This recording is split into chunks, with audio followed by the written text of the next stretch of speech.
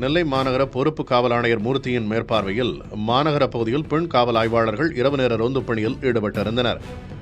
நெல்லை down, சந்திப்பு, பாளையங்கோட்டை, மேலப்பாளையம் ஆகிய 4 இடங்களிலும் பெண் காவல் ஆய்வாளர்களே பணியில் இருந்த நிலையில் அவர்களுக்கு தலைமையாக உதவி காவல் ஆணையர் செந்தில்குமார் பணியில் இருந்தார்.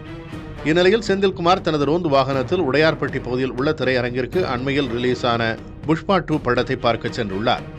ரோந்து வாகனத்தில் காவலுக்கு ஓட்டுநரை அமர்த்திவிட்டு அவர் மட்டும் படம் பார்க்க சென்றதாக தெரிகிறது. அந்த சமயத்தில் மாநகர பொறுப்பு காவல் ஆணையர் மூர்த்தி வயர்லெஸ் மைக்கில் உதவி காவல் ஆணையர் செந்தில்குமாரை தொடர்பு கொண்டுள்ளார்.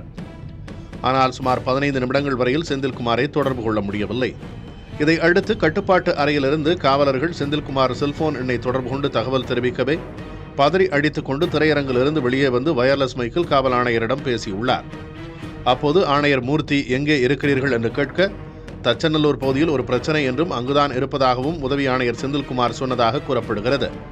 ஆனால் உண்மை நிலவரத்தை ஏற்கனவே அறிந்திருந்த காவல் ஆணையர் மூர்த்தி, மாநகரில் இரவு பணியில் முழுவதுமாக பெண் காவல் ஆய்வாளர்கள் இருக்கும் நிலையில் எவ்வித பொறுப்புமின்றி இப்படி செயல்படுவது நியாயமா என கடிந்து கொண்டுள்ளார். இந்த உரையாடல்கள் அனைத்தும் ஓபன் மைக்கில் நடந்ததால் மாநகர காவலர்களிடையே இந்த சம்பவம் பேசுபொருளானது.